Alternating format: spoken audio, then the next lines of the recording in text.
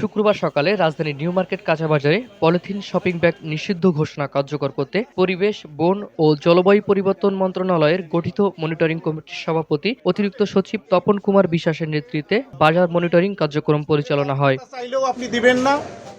অন্তর্বর্তী সরকার ক্ষমতা গ্রহণের পর থেকেই বাজারের জন্য পলিথিন ব্যাগ নিষিদ্ধের বিষয়ে বেশ সোচ্চার। অক্টোবরে সুপার শপ এবং নভেম্বর মাসের শুরু থেকে অভিযান পরিচালনা করার কথা থাকলেও বাস্তবে পলিথিনের ব্যবহার বন্ধ হয়নি। যদিও এর মধ্যে অভিযান চালিয়ে বেশ কিছু পলিথিন বহনকারী ট্রাক ও পলিথিন জব্দের তথ্য জানানো হয়েছে সরকারের তরফ থেকে। পলিথিন শপিং ব্যাগের ব্যবহার অনেকটা কমে এসেছে, কিছু আছে সেটা এরা পর্যায়ক্রমে আবার খুবই দ্রুত সরিয়ে ফেলবে।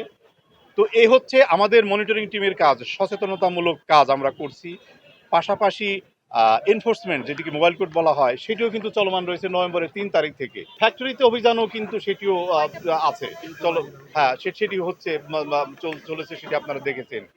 সর্বোপরি যে কথাটি বা যেই বিষয়টি আমাদেরকে জিজ্ঞেস করা হয় বিকল্প নিয়েও কিন্তু সার্বিকভাবে কার্যক্রম চলছে, সরকারি বেসরকারিভাবে বিভিন্ন এনজিওরা এখানে গিয়ে এসেছেন। এটা নিয়ে আমি মনে করি সার্বিকভাবে আমাদের মন্ত্রণালয়ের উদ্যোগ রয়েছে, সকলের উদ্যোগ রয়েছে।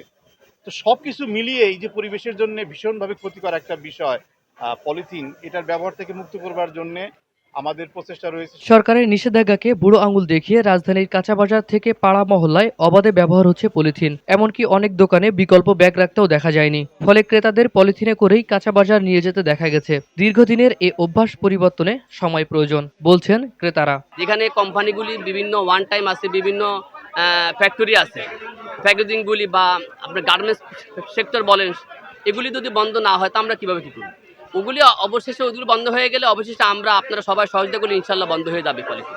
সবচেয়ে ক্ষতিকর আপনি দেখেন শুধু পলিথিন না, এই যে কাপগুলা one time cup, plate, fridge যে আপনারা যে দোকান ব্যবহার হচ্ছে, দেখেন ড্রেনের মুখে গিয়া এই কাপটা পরে থাকবে, ড্রেন আর পানি যাবে না। শুধু পলিথিনটা বন্ধ না, এই যে কাপগুলা যে ওয়ান টাইমের যে কাপ প্লেটগুলা ওয়ান টাইমের আইটেমগুলা বন্ধ করেন, এটা চেয়ে ওটা বেশি ক্ষতিকর।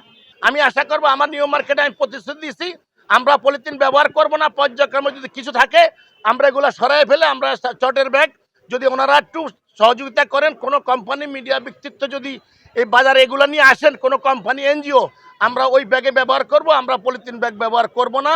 উৎপাদন বন্ধ করে সরবরাহ কমানোর পাশাপাশি স্বল্প মূল্যে বিকল্প ব্যাগ বাজারে রাখার তাগিদ তাদের।